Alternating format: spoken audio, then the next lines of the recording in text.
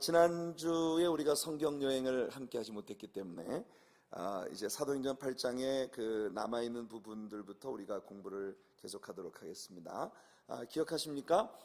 사울의 핍박으로 인해서 예루살렘에 사도들만 남겨놓고 모든 성도님들이 각지로 흩어지게 되었는데, 그 흩어진 사람들 중에 사마리아 땅으로 내려갔던 빌립의 이야기가 나왔었습니다. 그리고 그 빌립에 의해서 사마리아 성의 많은 사람들이 예수님을 영접하고 이제 하나님의 자녀가 되었는데, 아직 아무에게도 성령 내리신 적은 없었다. 이것이 성령님의 이 신자와의 그 관계에서 어떤 상태를 이야기하는 것인지 그 수요일 저녁 예배를 통해서 배웠어요. 기억하십니까? para relationship and relationship, epi relationship. 성령께서 우리 신자를 변화시켜 가시는 그 과정에 있었던 성령이 없이는 아무도 예수님을 영접할 수 없습니다. 왜냐하면 하나님의 성령께서 우리에게 죄를 깨닫게 하시고 진정으로 주님 앞에 회개하게 하시고 예수님을 영접하도록 도우시지 않으면 우리 아무도 구원받을 수 없기 때문에. 그런데 아무에게도 성령 내리신 일이 없다는 것은 바로 이 epi relationship이에요. 그러니까 성령이 우리 전 인격을 채우고 우리의 삶에 흘러넘쳐서 성령 충만한 삶으로 나아가는 그 단계, 성령 세례라고 소위 불리워지는 그런 단계를 아직 경험하지 못했다는 이야기를 하고 있는 것이에요. 그래서 베드로와 요한이 사마리아 사람들이 예수님을 영접했다는 소리를 듣고 내려와서 그들에게 예수님의 이름으로 세례를 베풀고 안수해서 기도할 때 그들에게 성령이 임하는 그런 일이 있었어요. 이건 서로 받은 은사가 서로 다른 것일 뿐이다. 베드로와 요한이 이 빌립보다 더 어떤 우월한 그런 그 계급이나 또는 어떤 능력을 받았다는 의미가 아니라 하나님께서 각 사람을 쓰시기 원하시는 대로 주신 기름 부으심이 다 다르기 때문에 그냥 은사가 다른 것일 뿐이다. 여러분 놓치시면 안 됩니다. 그리고 이제 베드로와 요한이 모든 일을 마치고 이제 돌아가는 그런 광경에서부터 오늘 저녁 성경 공부가 시작이 되겠습니다. 잠시 한번 기도하고 우리 말씀을 같이 나누도록 하겠습니다. 하나님 아버지, 오늘 수요일 저녁 예배로 우리가 다시 모일 수 있도록 축복해 주셔서 감사합니다. 우리 월십 리더들과 함께 찬양한 것처럼 주님 말씀하시면 내가 나아가리다. 주님 뜻이 아니면 내가 멈춰 서리다. 나의 가고 서는 것 주님 뜻에 있으니 오 주님 나를 인도하소서. 우리가 주님 앞에 고백한 그 고백이 실질적인 우리들의 고백일 수 있게 도와주시옵소서. 또한 우리 주사랑 찬양대를 통해서 사랑하는 자들아 우리가 서로 사랑하자. 사랑은 하나님께 속한 것이니 귀한 찬양을 우리 하나님 앞에 올려드릴 수 있도록 축복하셔서 감사합니다. 그렇습니다. 주님, 우리가 하나님께 속한 사람이라고 하는 것을 가장 선명하게 나타낼 수 있는 것이 우리들 안에 아가페의 사랑이 나타나는 것이라고 하는 걸 잊지 않게 하여 주시옵소서. 모든 성령의 은사와 나타나심, 우리에게 각양 재능과 또 주님 앞에 능력껏 섬기는 모든 일들, 그 모든 것들 위에 정말 아가페의 사랑이 나타나지 않으면 아무것도 아니고 아무 소용도 없다는 걸 우리가 성경을 통해 배웁니다. 그러므로 오늘 저녁 하나님 말씀을 열심히 공부하고 그 모든 말씀의 지식이 우리 안에 주님을 향한, 세상을 향한, 형제들을 향한 뜨거운 사랑으로 증명되어질 수 있는 그런 우리 하나님 백성들이 되게 도와주시옵소서. 부족한 종 사용해 주시고 성령의 기름을 이방에 있는 모든 사람에게 부어 주시옵소서. 예수님의 이름으로 간절히 기도하옵나이다. 아멘. 제 모니터를 조금만 올려주실 수 있으면 좋겠습니다. 방송실에 우리 집사님, 제 모니터를 조금만 올려주세요. 모니터가 제게 들리는 소리가 작으면 제가 자꾸 소리를 높이기 때문에 여러분들이 어떻게 들리시는지는 I don't care. 왜냐하면 He cares. 그건 제 몫이 아니에요. 저 방송실에서 여러분들을 케어해 줄 겁니다. 여러분이 너무 소리가 크다 작다 방송실에서 다 관리할 거예요. 그러나 제 모니터 소리가 작아지면 제가 너무 소리를 지르기 때문에 그러면 제목이 가기 때문에 굉장히 이기적인 것처럼 보이죠? 그러나 그게 맞는 거예요. 이렇게 모니터 소리가 커지면 제가 소리를 이제 낮추게 되죠. 자, 8장 25절부터 우리 성경 공부가 시작이 됩니다. 8장 25절 같이 읽겠습니다. 시작. 두 사도가 주의 말씀을 증거하여 말한 후 예루살렘으로 돌아갈새 사마리아인의 여러 촌에서 복음을 전하니라. 여기 나오는 두 사도가 아까 여러분들에게 말씀을 드린 대로 베드로와 요한 두 사람이 사마리아에서의 모든 사역을 마치고 예루살렘으로 돌아갈 때 사마리아 사람의 여러 촌에서 복음을 전했다. 그런데 아직은 그 유대인들이 이방인들에게 복음을 전하지 않고 각 성에 있는 유대인들만 찾아서 유대인들의 회당에서만 복음이 전해지고 있었다고 하는 걸 우리가 이제 알게 됩니다. 자, 이렇게 해서 전반부에 나왔던 빌립의 전도와 그에 따른 베드로와 요한이 사마리아에 내려와서 그들이 성령을 받는 이 전반부가 끝났습니다. 이제 세컨드 파트, 8장의 세컨드 파트로 우리가 이제 넘어가게 됩니다. 다시 빌립의 이야기가 시작됩니다. 26절부터 28절 읽어볼게요. 주의 사자가 빌립더러 일러 가로되 일어나서 남으로 향하여 예루살렘에서 가사로 내려가는 길까지 가라 하니 그 길은 광야라. 일어나 가서 보니 에디오피아 사람 곧 에디오피아 여왕 간다게의 모든 국고를 맡은 큰 권세가 있는 내시가 예배하러 예루살렘에 왔다가 돌아가는데 병거를 타고 선지자 이사야의 글을 읽더라. 자, 여러분 이 장면을 여러분들이 자세히 살펴보셔야 합니다.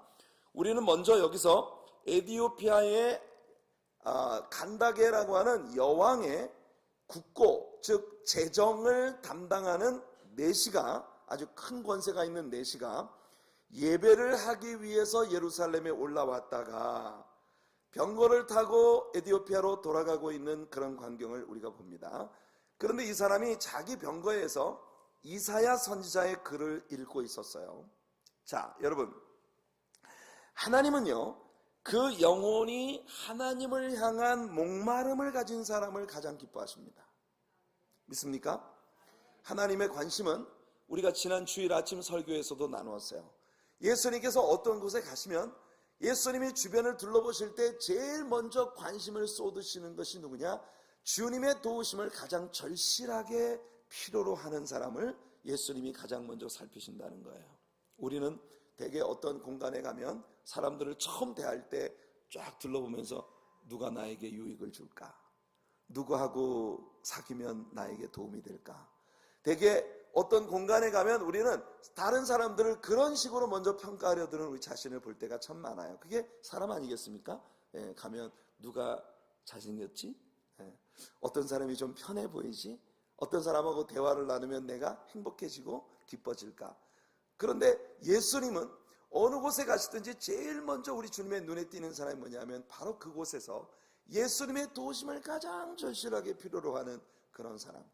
오늘 여기 에디오피아 내시가 굉장히 하나님을 향한 갈망함을 가지고 내려가고 있었다는 것을 우리가 주목해 보아야 합니다. 여러분, 여기서 우리가 놓치지 말아야 되는 게 뭐냐면, 첫째는 하나님이 빌립 보고 사마리아에서 지금 굉장히 익사이팅한 그런 부흥을 주도하고 있었던 빌립에게 굉장히 불어나고 있는 그 군중을 떠나서 가사로 내려가는 저 광야길로 가보라고 말씀을 하고 계시다는 거예요. 빌립이 하나님께 그렇게 말할 수 있습니다. 아니, 하나님, 그 광야 벌판에 누가 있다고 날 보고 그걸 가라는 거예요? 모르십니까? 모르시겠습니까, 하나님? 지금 이 사마리아에서 저로 인해 큰 부흥이 일어나고 있단 말이에요. 지금 막 하루에 100명씩 예수님을 영접하고 있어요. I'm so excited, 주님.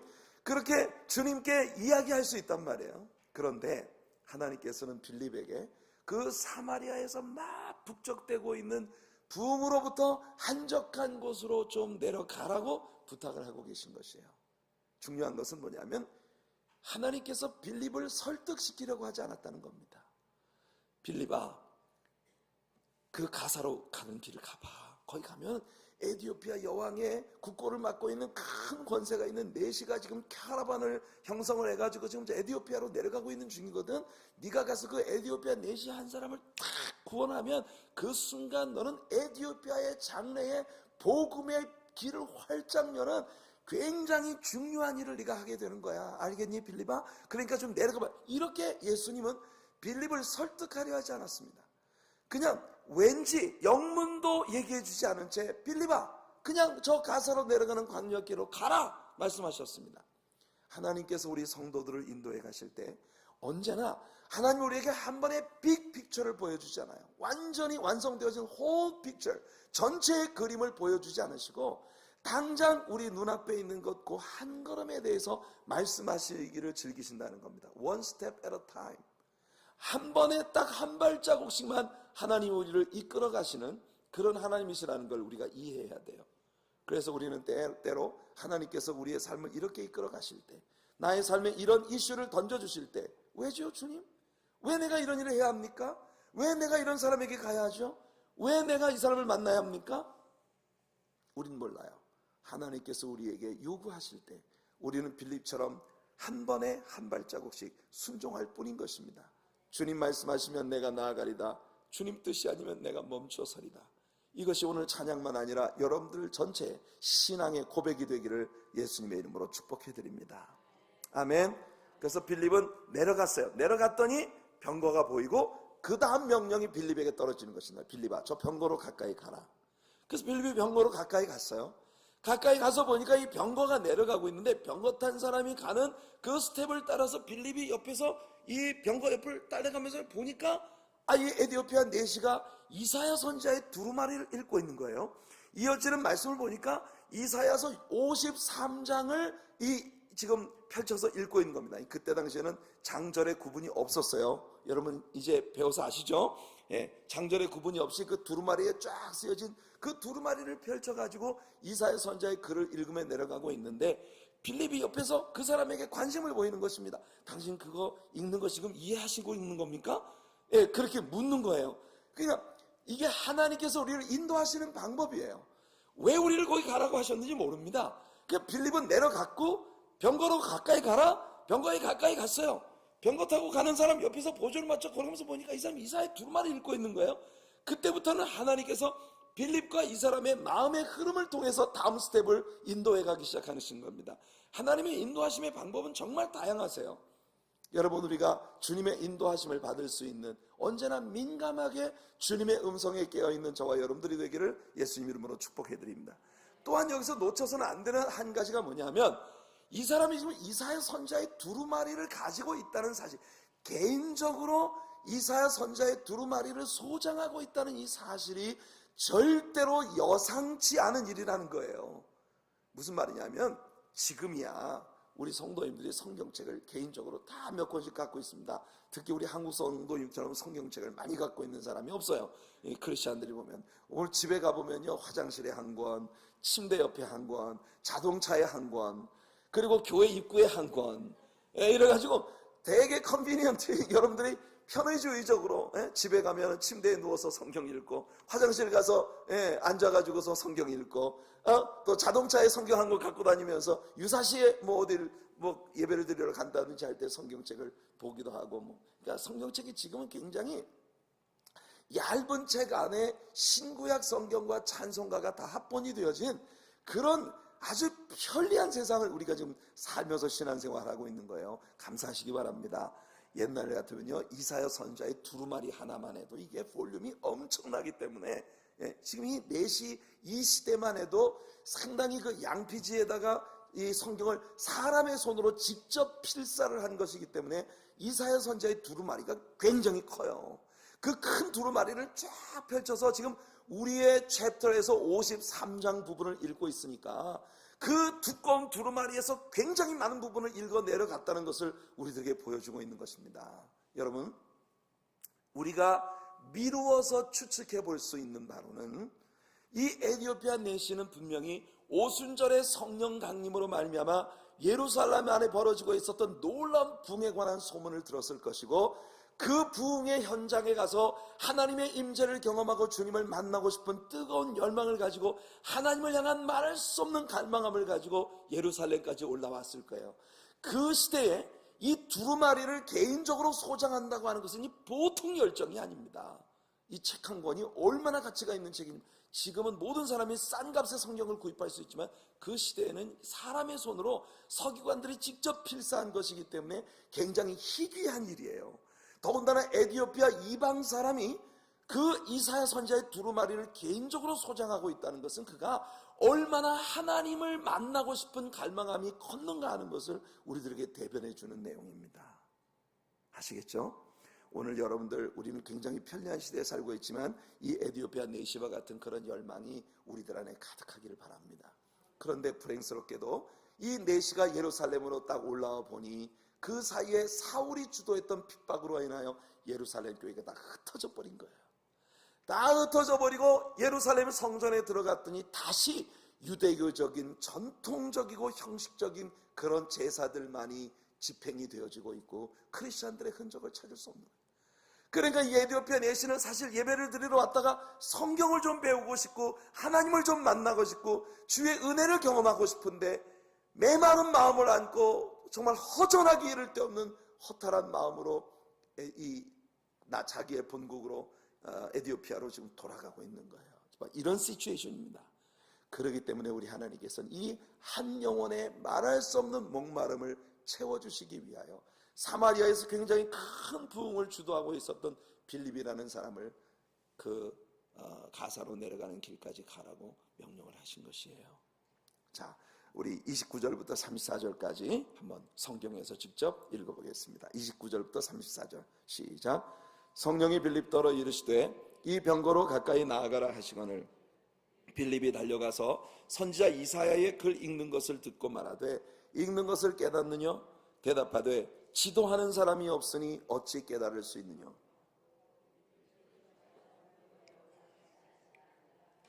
읽는 성경 귀절은 이것이니 일러스되 저가 사지로 가는 양과 같이 끌리었고 털 깎는 자 앞에 있는 어린 양의 잠잠한 것 같이 그 입을 열지 아니하였도다. 낮을 때에 공변된 판단을 받지 못하였으니 누가 가히 그 세대를 말하리요? 그 생명이 땅에서 빼앗기미로다 하였거늘 내시가 빌립더러 말하되 청컨대 묻노니 선지자가 이 말한 것이 누구를 가리킴이뇨? 자, 여기까지요. 이 사람이 읽고 있었던 성경은 오늘 우리들의 성경의 이사야 53장의 내용입니다. 이 광경은 이사야 선지자가 예수 그리스도에 대해서 예언한 말씀이에요. 이 내시가 빌립더러 가르치는 자가 없으니 내가 어찌 깨달으리요? 저는 말입니다. 이것이 오늘날 교회 안에 있는 수많은 영혼들의 아우성이라는 걸 압니다. 오늘 이 시대에 얼마나 많은 사람들이 교회에 있고 신앙생활을 하고 있는데 진짜 중요한 건 그들이 성경을 배우지 못하고 있다는 거예요. 성경보다는 각 목회자들에 의해서 디자인되어진 그들의 철학이 담기고 그들의 생각이 담긴 그런 단편적인 그들에 의해서 요리되어진 조미료가 잔뜩 들어간 외식하는 음식처럼 그런 음식만을 잔뜩 먹으면서 신자들이 신앙생활하고 있어요. 10년, 20년 한 교회를 다니면서 신앙생활을 죽도록 하는데 성경을 몰라요. 이게 참 가슴 아픕니다. 가르치는 자가 없으니 내가 어찌 깨달을 수 있겠느냐? 네가 있는 것을 깨닫느냐? 묻는 이 질문 앞에 나를 가르쳐주는 사람이 없으니 내가 어찌 깨달을 수 있느냐? 이 내시의 이 말할 수 없는 아우성이 오늘 저녁 우리들 모두의 아우성이기를 간절히 바랍니다. 주의 말씀을 더 배우고 싶고 더 알고 싶은 그런 갈망함. 그런데 흥미로운 것은 여러분들이 성경 말씀을 열심히 공부하다 보면요, 앞으로 여러분들이 그렇게 될 거예요.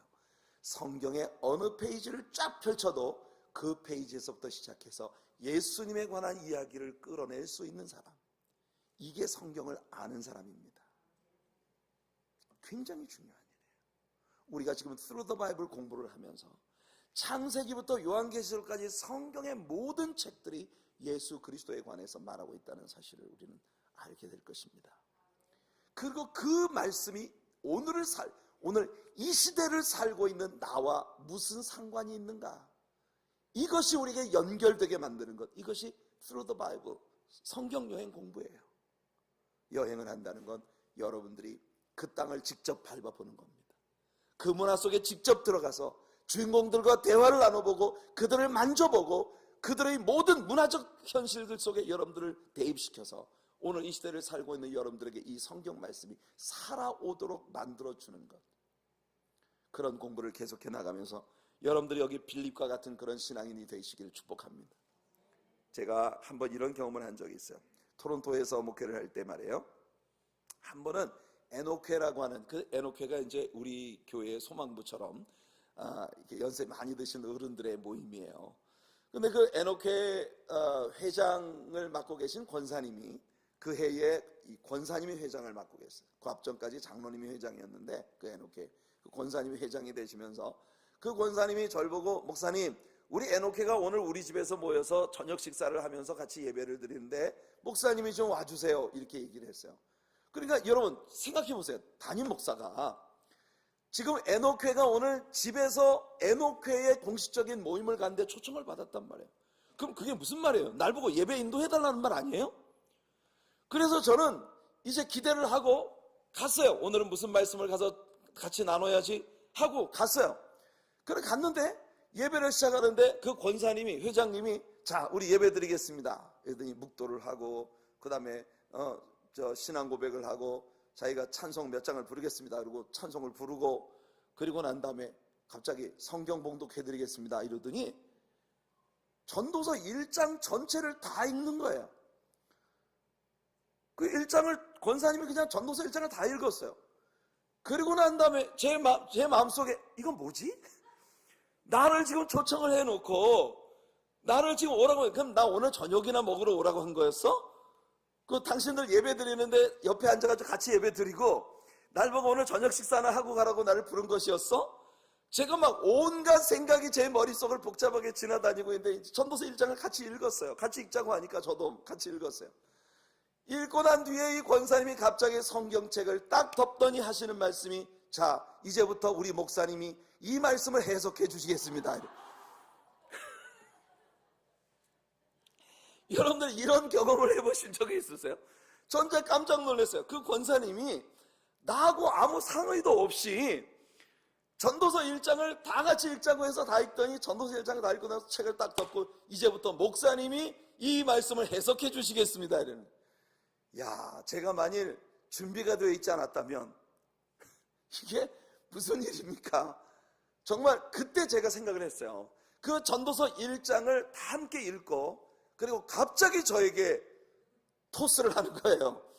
예, 그랬을 때 제가 전도서 1장을 가지고 예수 그리스도에 대한 복음을 우리 그 에녹회의 지체들과 함께 참 은혜롭게 함께 나누고 그날 정말 뜨거운 눈물로 우리가 함께 기도하면서 예배를 마칠 수 있었어요.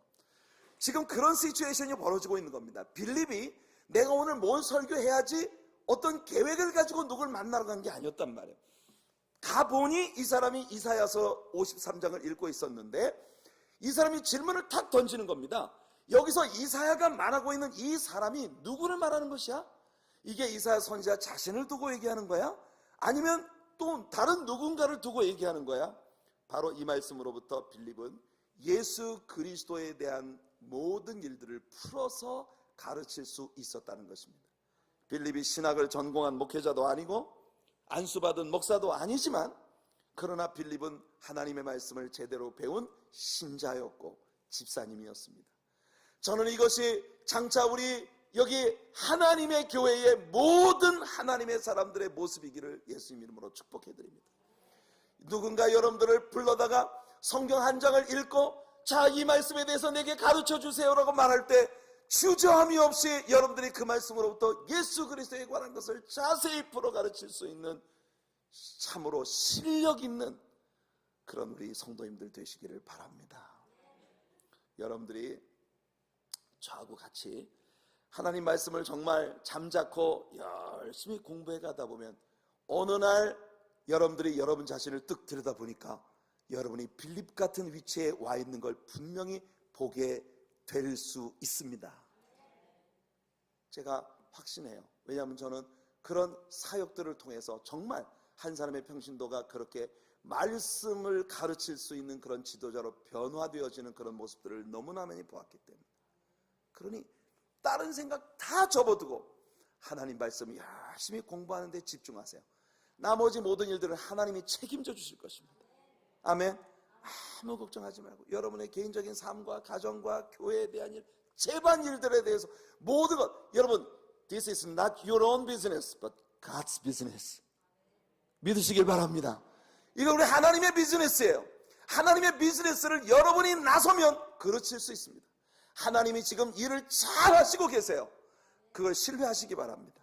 그러니까 여러분들은 그저 모이면 기도하고 찬양하고 예배하고 말씀 공부하고 이것만 열심히 하다 보면 어느 순간 여러분들이 여러분 자신을 돌아볼 때 와우, 우리 교회가 정말 너무너무 멋진 교회가 되어 있고 여러분 한 사람 한 사람이 빌립 같은 위대한 하나님의 일꾼들이 되어 있는 모습을 보게 되도록 하나님께서 역사하실 거니까.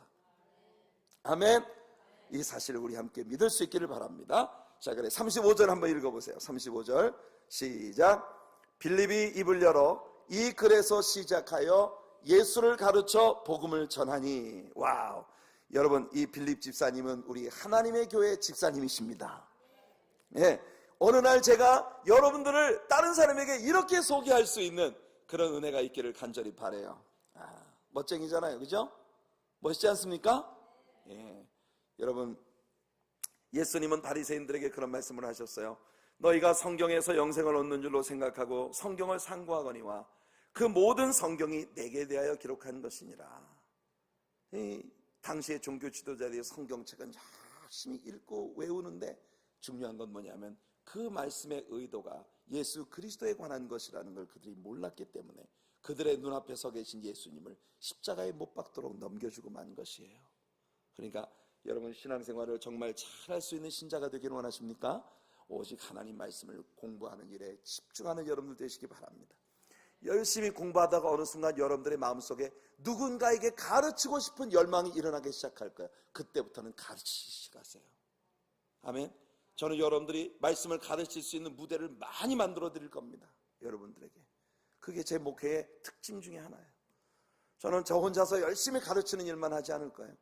앞으로 여러분들이 가르칠 수 있는 그런 무대들을 많이 만들어 드릴 겁니다. 그런 때가 도래하기 전에 미리 준비되어 있는 여러분들 되시길 축복합니다. 아멘. 고린도후서 3장 6절을 보면 바울이 말합니다. 저가 또 우리로 새 언약의 일꾼 되기에 만족해 하셨으니 의문으로 하지 아니하고 오직 영으로 함이니 의문은 죽이는 것이요 영은 살리는 것임이니라.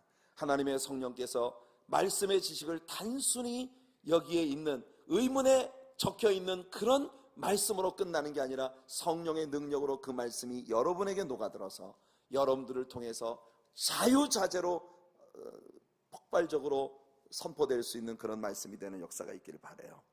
아멘.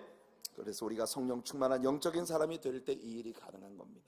고린도전서 2장 14절에서 그래서 바울은 육에 속한 사람은 하나님의 성령의 일을 받지 아니하나니 저희에게는 미련하게 보이며 또 깨닫지도 못하나니 이런 일은 영적으로라야 분변함이니라.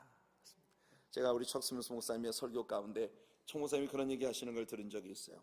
우리 교회 중등부 학생들이 성경을 열심히 배우고 성령의 능력으로 그 진리를 깨닫고 자신들의 삶에 적용해 나아가는 그런 중고등 학생들이라는 게 저는 너무 감사합니다.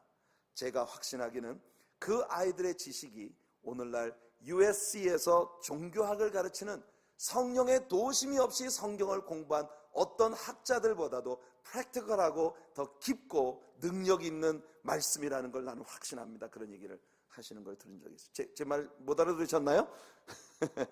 예, 이번 중고등학생들이라 하더라도 하나님의 성령의 능력으로 열심히 말씀을 공부하고 그 말씀을 내 삶에 적용시켜 나가는 큐티 훈련을 계속 받게 될 때 USC에서 종교학을 가르치는 박박사들의 가지고 있는 지식보다 훨씬 더 능력이 있고 현실적이고 그리고 실질적이라는 것을 말씀하고 계시는 거예요. 자, 우리 교회 성도님들에게 하나님이 이런 축복을 부어주시기를 간절히 소원합니다. 자, 이제 빌립이 이 내시에게 세례를 베푸는 장면이 나옵니다. 여러분 어떻게 생각하세요? 빌립이라고 하는 사람이 목사도 아닌데 집사인데 이 사람이 지금 이 에티오피아 내시에게 세례를 베풀고 있어요. 제가 볼 땐 이게 하나도 이상할 것이 없어요. 목사님 이상으로 말씀을 잘 가르쳤는데 그리고 그 사람이 구원을 받았는데 지금 당장 이 사람에게 세례를 베풀 수 있는 어떤 종교적 시스템이 그 광야에 없는데 그런데 이 내시는 세례를 받기를 갈망하고 있습니다. 놀라운 일 아닙니까? 그럴 때 이 빌립이 그 내시에게 세례를 베푸는 거예요. 하나님께서 여러분들의 삶에서도 여러분들을 이렇게 오지에 있는 어떤 사람에게 복음을 전하고 그가 예수를 영접하고 그에게 정말 아무런 우리 종교적 시스템이 서포트 되지 않을 때 여러분이 그들에게 세례까지 베풀 수 있는 그런 능력이 여러분들에게 있으시길 바랍니다. 왜 여러분들 어떤 사람을 전도해서 예수 영접하게 하고 그 위에 영접 기도를 하고 그 사람의 신앙생활을 어떻게 팔로우 해줄지 이런 모든 테크니컬한 것들을 갖출 수 있는 그런 신앙인들이 되는 그런 성장이 우리에게 있어야만 됩니다. 그게 성령께서 디자인하신 교회의 모습이에요. 물론 여러분 잘 들으셔야 합니다. 물론 지금은 우리가 교회의 어떤 시스테마이즈 되어져 있는 교회의 일원으로 신앙생활을 하고 있기 때문에 옆에 목사님이 뻔히 있고 교회 시스템이 지원되고 있는데 이 일을 하도록 특별히 지명되지 않은 평신도들이 이런 일을 막 하고 다닌다면 이건 있을 수 없는 일이에요. 굉장히 위험할 수 있는 일입니다. 그러니까 옆에 목사님을 초청을 해서 목사님 이 사람이 오늘 예수 영접했어요. 세례를 베풀어 주세요. 이렇게 할 수 있는데 여러분들이 나서는 건 그건 올바르지 않아요. 그렇지만 빌립과 같은 이런 시츄에이션을 여러분들이 마주치게 될 날도 여러분들에게 올 수 있기를 바랍니다.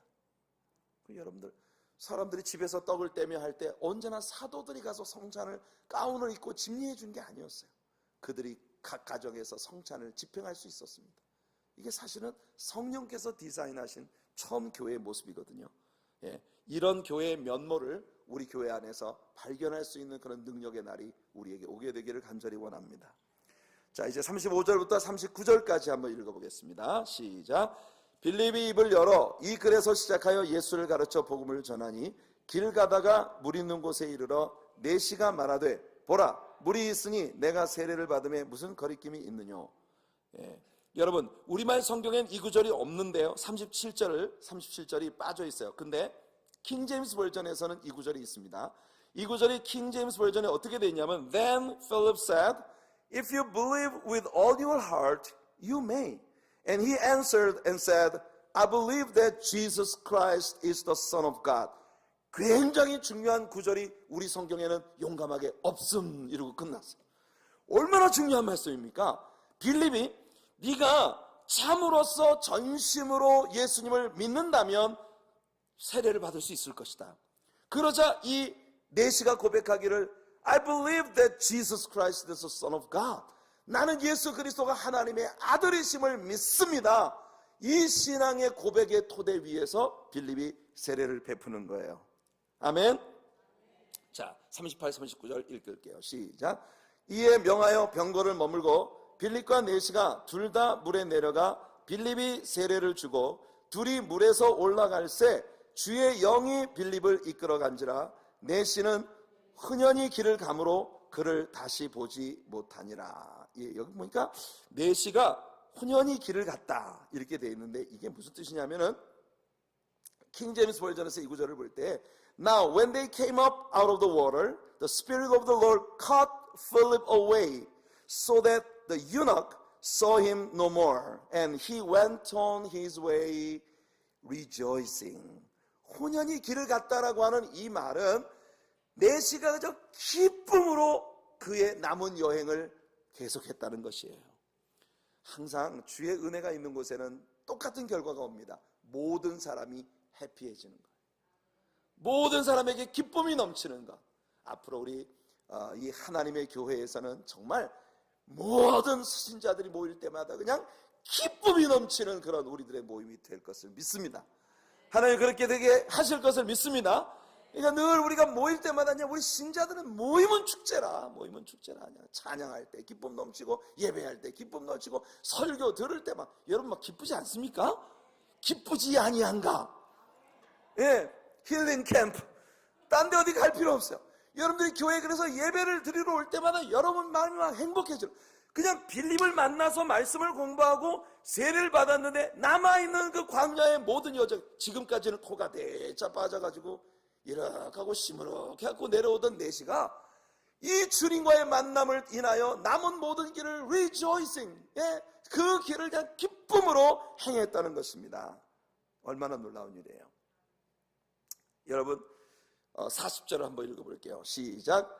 빌립은 아소도에 나타나 여러 성을 지나다니며 복음을 전하고 가이사랴에 이르니라. 여러분 이 구절을 읽으면 재미있지 않습니까? 하나님께서 말이에요 성령의 능력으로 빌립을 갑자기 연기처럼 이 내시에게 세례를 베풀고 물에서 딱 올라오다가 4시가 갑자기 보니까 빌립이 없어졌어요. 성령께서 빌립을 딱 들어다가 이 컬업, 이게 바로 컬업, 이게 바로 라틴어의 라피오입니다. 라피오. 이게 바로 영어의 rapture, 즉 휴거라고 하는 단어의 뿌리가 되는 언어예요. 주께서 호령과 천사장의 소리와 하나님 맞발로 친히 할로조차 강림하시니 그리스도 예수 안에 죽은 자들이 먼저 일어나고 그 후에 우리 살아남은 자들도 구름 속으로 끌어올려 cut up, 라피오.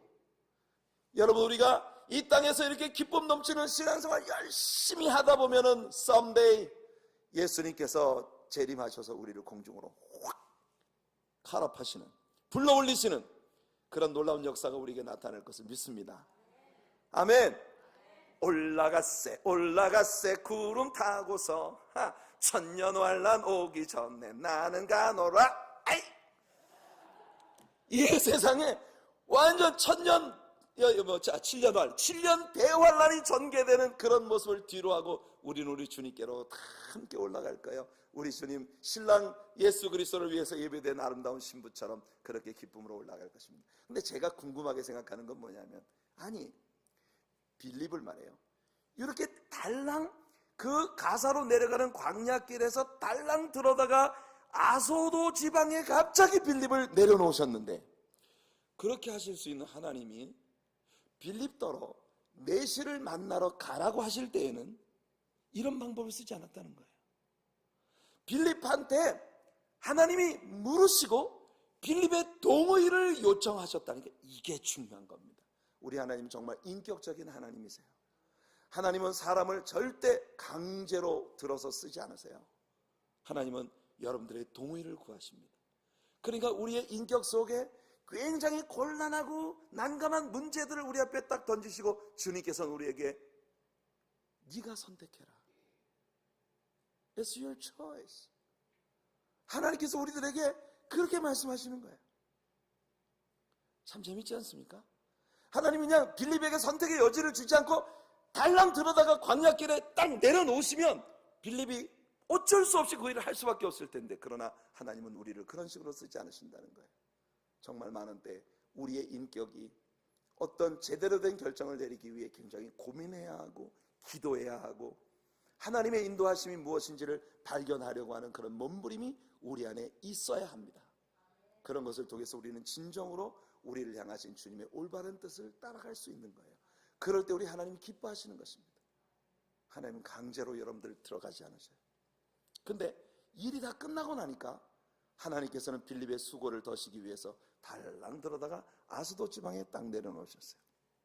이 아스돗 지방은 아스돗의 북쪽과 욥바의 남쪽 사이에 위치하고 있는 지역인데요, 빌립은 욥바로부터 여러 작은 마을들을 지나가면서 복음을 전했다는 것입니다. 그리고 가이사랴 지방에 이르렀는데, 가이사랴는 팔레스타인의 최북단에 위치하고 있는 지역이에요. 세스리아, 이 가이사랴라고 하는 그 지역에, 거기서 아마도 빌립은 정착을 하고 살게 되었던 것 같아요. 나중에 우리가 이제 21장에 들어가면 바울 사도가 예루살렘으로 올라갈 때 빌립과 함께 가이사랴에 잠시 머무는 것을 우리가 보게 되는데, 이때 성경은 우리들에게 빌립에게 딸들이 4명이 있었는데 그 4명의 딸들이 모두 예언자가 되어 있었던 그런 모습을 우리가 보게 됩니다. 그러니까 빌립이라는 사람이 자녀 교육도 아주 잘했고 가정을 정말 아름답게 빌드업해간 그런 사람이었다는 사실을 우리가 여기서 보게 되는 거예요.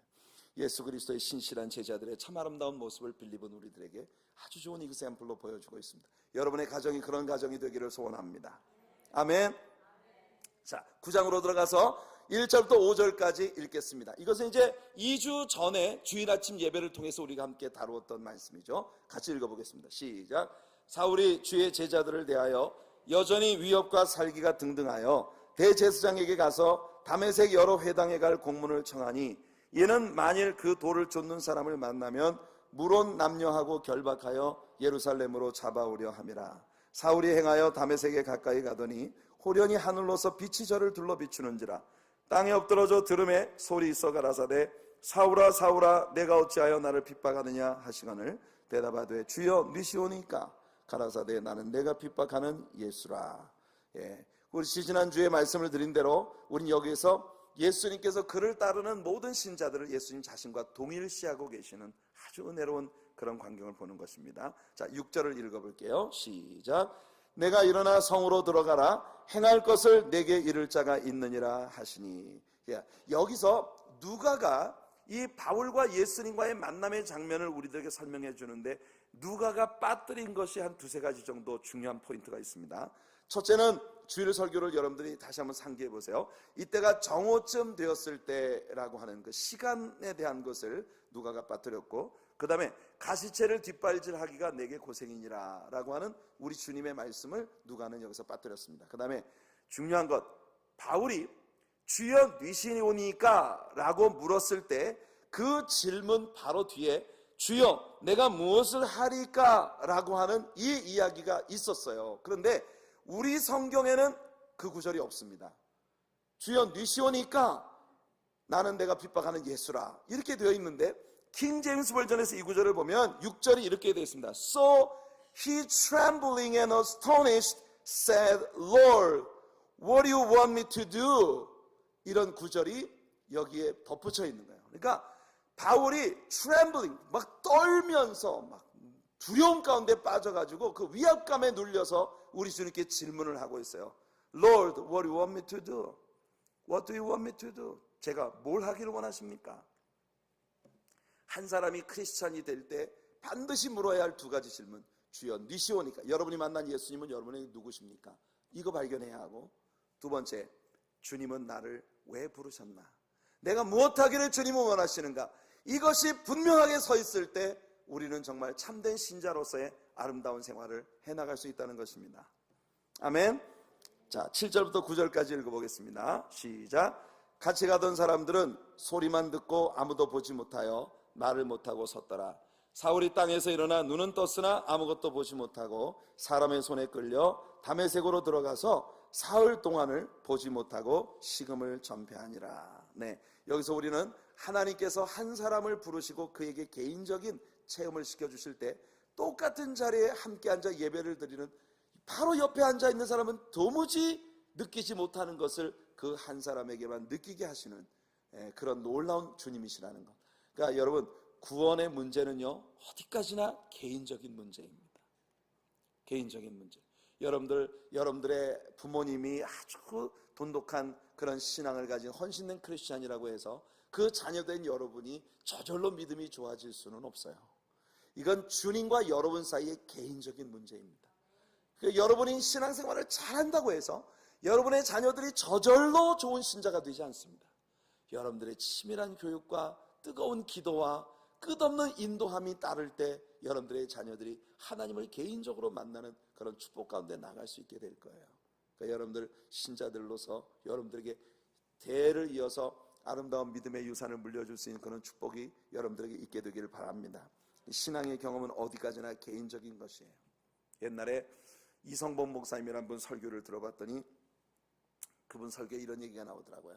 아주 믿음이 좋은 장로님이 한 분 계시는데 그 교회에서 너무너무 모범적이에요. 근데 그 장로님의 아들은 다 망나니라 신앙생활을 잘 안 하고, 그래서 아버지가 서울 이제 한양에 이제 볼 일이 있어서 갔다가 오시는데 가는 동안에 이 아들 보고 너 오늘 주일날 꼭 가가지고 목사님 설교를 잘 듣고 목사님이 뭐라고 설교를 하시는지 나한테 꼭 전달을 해야 된다. 그리고 목사님이 뭐라고 광고를 했는지 나한테 꼭 얘기해 줘야 돼. 그래서 이제 아버지가 서울을 갔다가 내려오셨어요.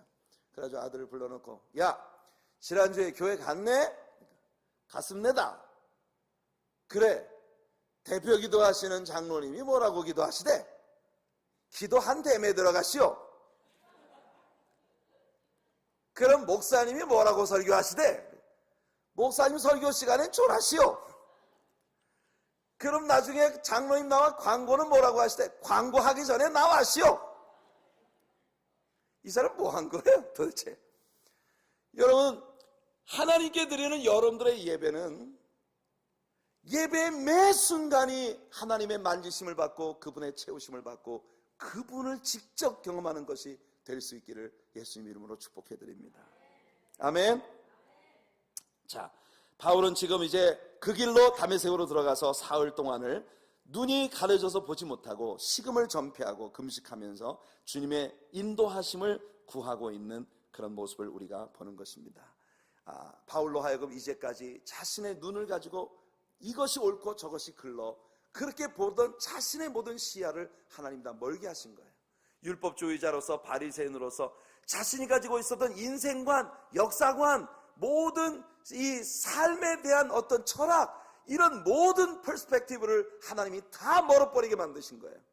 그리고 난 다음 지금부터는 오직 하나님의 조명 안에서 자신의 모든 것을 볼 수 있는 그런 변화가 그에게 일어난 것입니다. 아마도 이 시간이 바울에게 있어서 그의 지난날의 모든 가치관들이 송두리째 무너진 그런 순간이 아니었을까요? 빌립보서 3장에서 바울 사도가 자신이 그토록 자랑했었던 모든 것, 내가 누구보다 육체를 신뢰할 만한 사람이다. 내가 난지 8일 만에 할례를 받았고 내가 베냐민 지파 이스라엘 정통 이스라엘 족속이고 히브리인 중에 히브리인이고 율법으로 말하자면 바리새파 사람으로서 열심으로는 교회를 핍박하고 율법의 의로 흠이 없는 자였다. 이런 자신의 이 모든 세상을 바라보는 그의 모든 시야가 완전히 멀어버린 거예요. 그러면서 이제 이때껏 내게 유익하다고 믿었던 모든 것을 내가 그리스도를 위해서 다 해로 여길 뿐만 아니라 이 모든 것을 해로 여기고 이 모든 것들을 예수 그리스도를 아는 지식이 가장 고상하다는 것을 발견했기 때문에 그 이외의 모든 것 내게 있어서 배설물처럼 버려지게 되었다. 여러분들에게 적어도 한 번은 여러분들의 인생관 자체를 이렇게 송두리째 바꾸는 신앙의 감동이 있으셔야만 합니다. 아멘. 이건 꼭 목사가 될 사람에게만 있을 일이 아니에요. 적어도 모름지기 그리스도인이라면 여러분의 생에 한 번은 정말 이렇게 사람이 그야말로 조금 저속한 표현처럼 들리지만 헷가닥해야 되는 거예요. 한 번 정도는 completely upside down 되는 그런 경험이 여러분들에게 있어지길 바랍니다. 그래서 이제까지 내가 최고의 우선순위에 두었던 것이 저 밑에 거꾸라지고 내가 아무것도 아니라고 여겼던 것들이 갑자기 높은 가치를 갖기 시작하면서 예수 그리스도가 주인된 그런 삶으로 나아가는 이 놀라운 축복. 자, 여기에 이제 다메섹에 살고 있는 아나니아라는 한 평신도가 나옵니다. 하나님은 사도행전에 들어오시면서 아주 다양하게 사람들을 사용하신 것을 우리에게 보여줘요. 처음에는 사도들을 쓰셨고요. 그들의 가르침으로 교회가 세워졌고 그들의 손으로 민간에 많은 표적과 기사가 일어났습니다. 그러나 그 다음에는 집사님들을 사용하십니다. 그들은 여러분과 다를 바 없는 평신도들이었어요. 그러나 그들을 통해 하나님은 우리가 상상할 수 없는 일들을 행하셨습니다. 놀라운 표적과 기사가 그들 안에서 일어났고 그리고 말씀에 대한 뚜렷한 성경관을 가지고 말씀을 가르칠 때 놀라운 능력들이 나타나기 시작했어요. 그 다음에 하나님은 다메섹의 아나니아라는 한 인물을 쓰십니다. 이 사람은 사도도 아니었고 집사들 중에 한 사람도 아니었어요. 그냥 다만 그리스도를 따르는 제자들 중에 한 명이었다. 저는 우리 하나님의 교회의 모든 성도님들이 다 제자가 되었으면 좋겠습니다. 아멘. 그냥 평범한 제자 중에 하나였어요. 그런데 하나님께서 그 아나니아를 통해서 인류 역사를 완전히 바꿔놓은, 역사의 판도를 뒤집어 놓은 바울이라는 한 인물을 변화시키신다는 거예요. 놀랍지 않습니까? 예, 우리들을 통해 하나님이 이런 역사를 하실 수 있기를 간절히 원합니다. 우리는 하나님의 역사하심의 방법을 참 매우 다양한 방법을 사용하신다는 것을 우리가 보게 됩니다. 자주 말씀드립니다마는 맹인의 눈을 뜨게 하시는 예수님 방식은 맹인을 만날 때마다 달라졌어요. 어떤 사람에게는 다만 말씀으로, 어떤 사람에게는 침을 뱉어가지고 흙을 발라주고 실로 암염면세가 씻으라 하시고, 이렇게 주님께서 한 사람의 눈을 뜨게 하시는 것도요, 난 리바이벌은 안 해.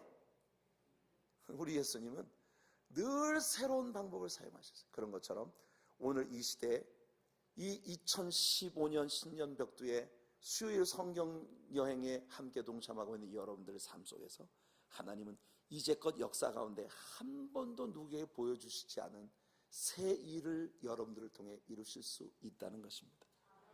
그래서 저는요, 자존심이 상해서 남이 뭘 해서 성공한 미니스트리는 절대로 배우러 안 갑니다.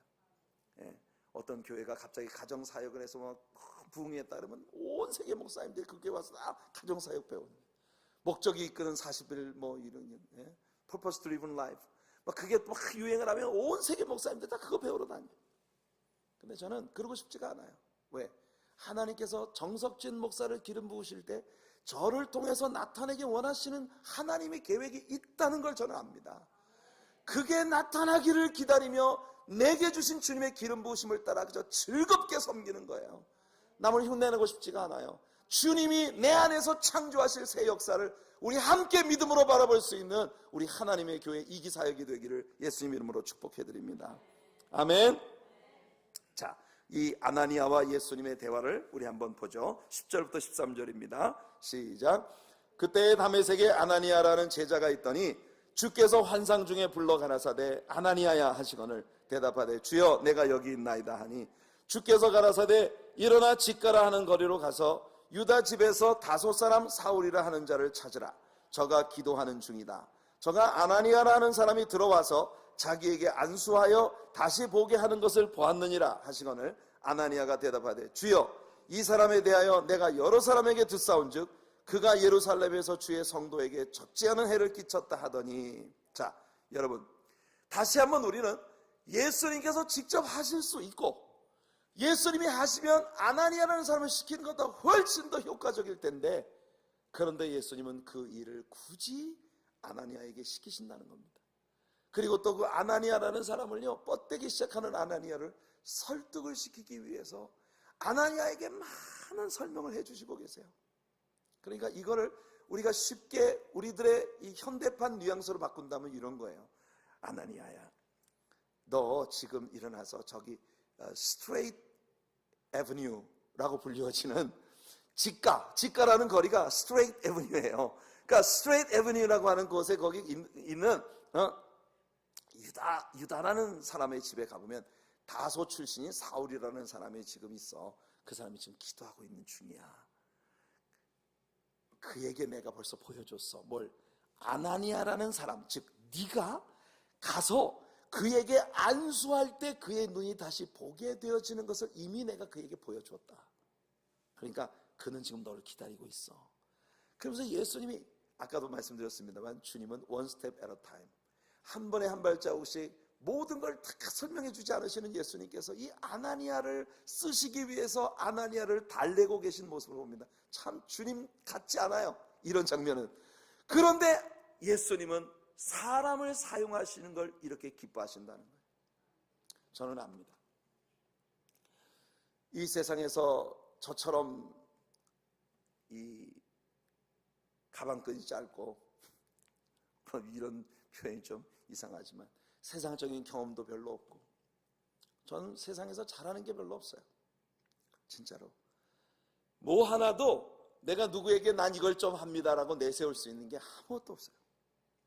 그런 저 같은 사람을 하나님이 쓰시려고 그 20살 어린 나이에 경기도 가평에 개척을 내보내셔서 그 혹독한 농촌 교회를 전도사로서 섬기게 하시고 신학교 이제 겨우 1학년 마치고 개척을 하러 내려간 거예요. 그 경기도 가평으로. 그리고 성전 건축 그래도 떡 해놓고 영장 나가지고 군대 갔어요. 제대하고 나오자마자 제 아내를 만나서 결혼하고 그리고 바로 또 교회를 개척을 했어요. 목회를 해오면서 너무 어린 나이부터 저는 뭘 배울 수 있는 그런 시간이 제게는 그렇게 많지 않았습니다.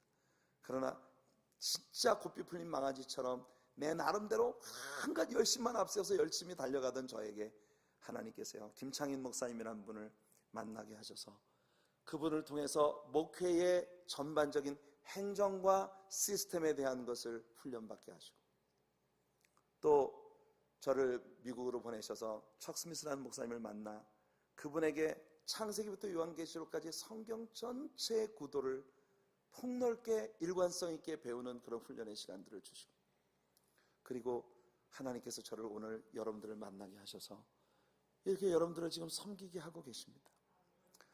지나온 과정들을 돌아보면 얼마나 많은 때 제가 하나님께 실망을 드린 것이 많고 하나님께서 나 같은 사람 아니면 나보다도 공부 많이 하고 제대로 모든 것을 갖춘 사람들이 얼마든지 세상에 많아요. 제가 노래를 정말 하고 싶어요. 근데 전 노래를 못해요. 음악을 정말 좋아합니다. 음악을 한 번도 배워본 적이 없어요. 피아노를 치면서 우리 성도님들과 찬양을 하고 싶어요. 피아노 한 번도 배울 수 있는 찬스가 없었어요. 제가 그냥 아주 조금, 뭐든지 아주 조금씩 그냥 내 마음속에 주님을 향한 나의 사랑을 표현할 수 있을 만큼 아주 조금씩만 하게 하셨어요. 어찌 보면 주님께서 내게 그런 모든 것들을 전문적으로 할 수 있게 하셨다면 목회를 때려치우고 그쪽으로 나갔을지도 몰라요. 그래서 아마 하나님은 제게 모든 것을 완전하게 주지 않으시고 아주 조금씩, 그냥 내가 여러분들을 섬기는데 다만 여러분들을 행복하게 해드릴 수 있을 만큼만, 아닌가 봐. 그래서 그냥 저는 이 상황에서 만족하기로 했습니다. 하나님이 사람을 쓰신다는 게 전 너무너무 감사한 일이에요. 그래서 저 같은 사람도 하나님이 쓰실 수 있는 거예요. 여러분들을 하나님이 사용하신다는 게 놀랍지 않습니까? 여러분 자신을 알 거잖아요. 이렇게 고백하는 게 어디 저 자신뿐이겠습니까? 그런데 하나님은 여러분을 쓰시려고 여러분들을 부르셨다는 거예요. 하나님의 교회라고 하는 이 아름다운 집에서 정 목사와 함께 하나님 말씀을 열심히 공부하며 뭔가 주님이 나를 사용하실 그 기대에 들어찬 내일을 믿음으로 바라보며 오늘 이 자리에 앉게 하셨다는 거예요. 그러니 여러분, 저는 하나님께서 사용하시는 도구들 중 인간이 가장 써먹기 골치 아픈 존재가 아닐까 그런 생각을 합니다. 천사도 시키면 가, 하라는 말을 해요. 유독 사람만 이유가 많고 핑계가 많고 121가지 이유가 있어요. 내가 이걸 왜 못하는지, 왜 안 하는지. 121가지 이유가 있어요. 예레미야에게, 예레미야에게 예언자로 부르셨어요. 예레미야가 주님, 나는 아이입니다. 말할 줄 모릅니다. 나 같은 사람 말을 누가 듣겠습니까? 내가 누굴 가서 만난 나 같은 애송이의 말을 누가 듣겠습니까? 121가지 이유가 있어요. 그럼 우리 주님은 다만 말씀하십니다. 가리라, 가라는 곳, 하리라, 하라는 것, 되리라, 되라는 것, 주의 말씀 따라서. 아멘. 그냥 내가 너 입에 말을 넣어줄게. 가라는 곳으로 가, 만나라는 사람 만나, 입만 열어, 내가 다 해줄게. 이게 하나님께서 우리를 쓰시는 방법이에요. 우리는 다만 아멘하고 주님 말씀 순복하며 나가기만 하면 하나님이 그냥 우리를 써주시겠다는 것입니다. 얼마나 아름다운 일이에요. 아나니아가 주님 보고 말합니다. 주님, 뭘 모르시는 모양인데요, 이 사람 소문 내가 잘합니다. 이 분야에 대해서 내가 진짜 잘합니다. 우리 얼마나 많은데 하나님 앞에 이런 식의 태도를 보입니까? 여러분이 그렇게 잘하세요? 그렇게 잘하세요? 예, 박사님이셔? 예, 그렇게 하나님보다 더 잘하실까? 하나님께서 여러분에게 뭔가를 시키실 때에는 모든 것을 알고 계신 하나님이 이미 여러분들을 들어 쓰시기 위한 모든 준비를 다 해놓으셨다는 거예요.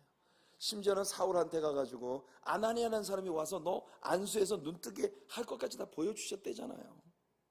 자, 14절 15절 한번 읽어볼게요. 자, 이 아나니아의 변론이 이어집니다.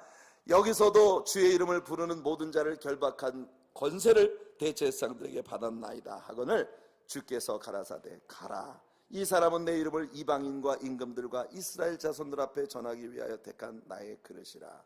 와우, 예수님은 아나니아에게 아나니아야, 한 번만 가주라. 이 사람이 얼마나 소중한지 아니? 내가 이 사람을 정말 이렇게 내가 택한 그릇이야. 하나님은 예수님은 세 가지 이야기를 하십니다.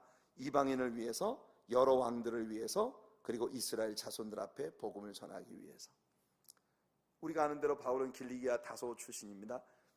이 사람은 태어나면서부터 로마의 시티즌십을 갖고 있었던 사람이에요. 그리고 어려서부터 헬라어에 능통함으로, 당시 헬라어는 오늘날의 영어처럼 만국 공통어입니다.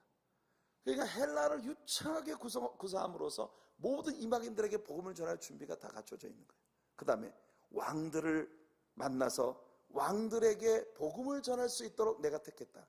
여러분, 당시에 로마의 시민이라는 자격 조건은 그에게 어떤 송사가 걸렸을 때 누구나 황제 앞에 직접 상소할 수 있는 특권이 주어지는 것이에요.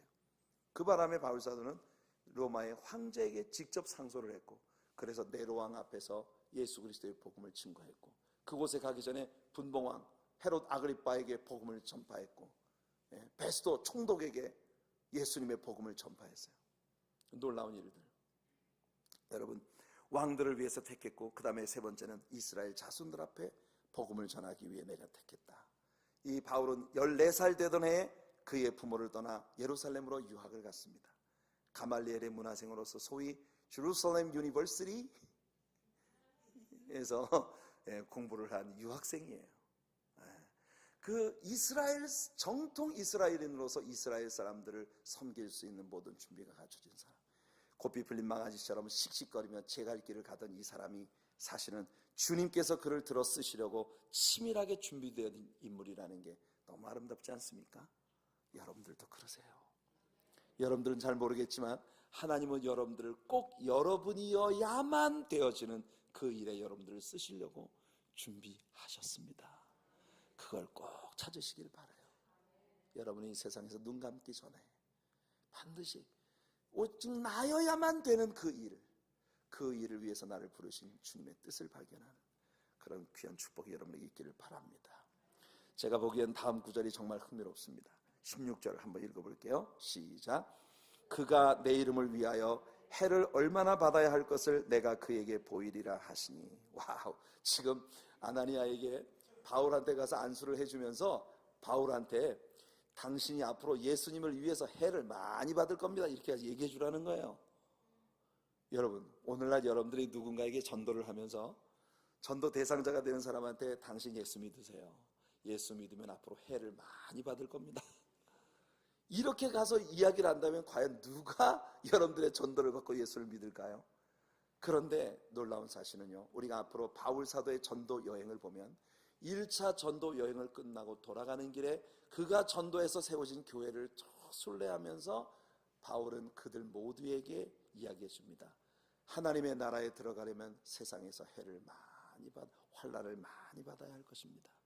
그러니 어떤 환난이 오더라도 하늘나라 백성으로서 든든히 서십시오, 이렇게 권했어요. 여러분, 오늘날 크리스천들이 왜 그렇게 면역력이 땅에 떨어져 있는, 수틀리면 아무것도 아닌 일에 시험 들고 삐지고 팽팽거리고, 뭐 신자들에게 그냥 무슨 그게 장원급제한 것 같아. 나 시험 들었어? 끝이야. 면역력이 없어요.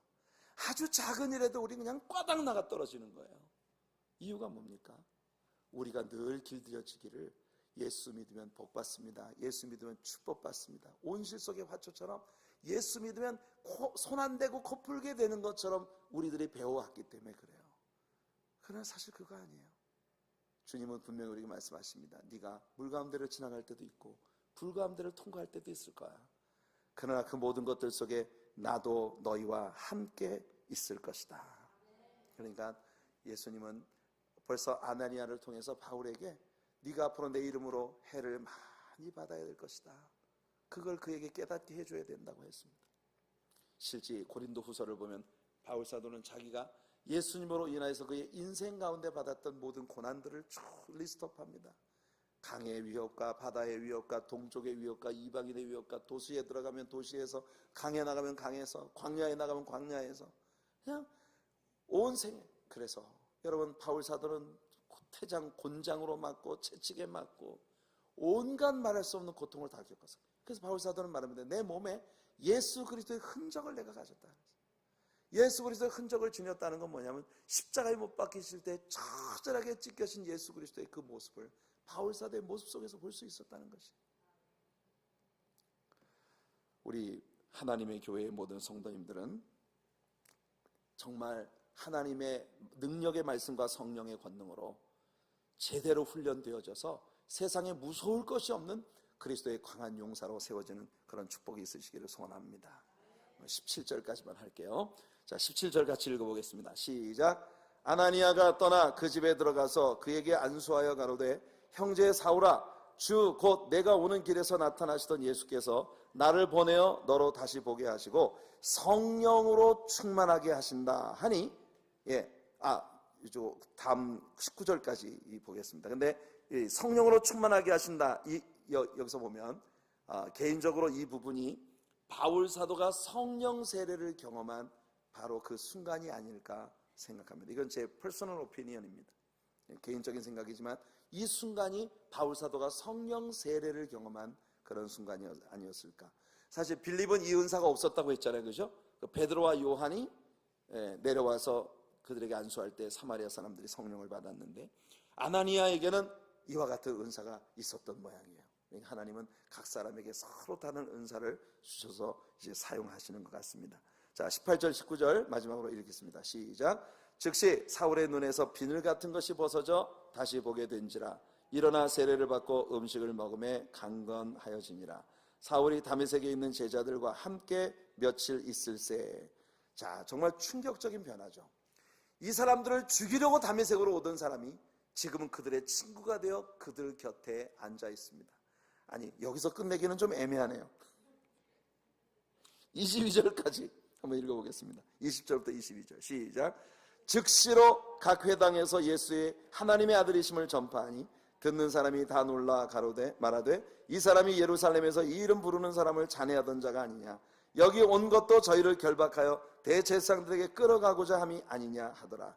사울은 힘을 더 얻어 예수를 그리스도라 증명하여 다메섹에 사는 유대인들을 굴복시키니라. 이 사울의 갑작스러운 변화는 아마도 유대인 커뮤니티에 놀라운 충격을 가져다 주었을 거예요. 주님께로 돌아오는 사람들도 유대인들 안에 있었지만 반대로 사울을 바로 죽이려고 하는 그런 사람들도 나오기 시작했습니다. 하여튼 유대인들은 굉장히 호전적인 사람들, 사람을 하나 죽이고 살리는 일을 너무 쉽게 생각하는 그런 민족이 아닌가 생각이 됩니다.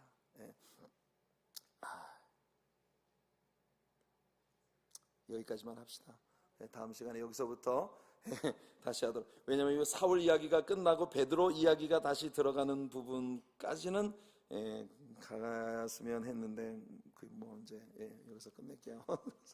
이제 우리 같이 한번 찬양 함께 우리 할게요.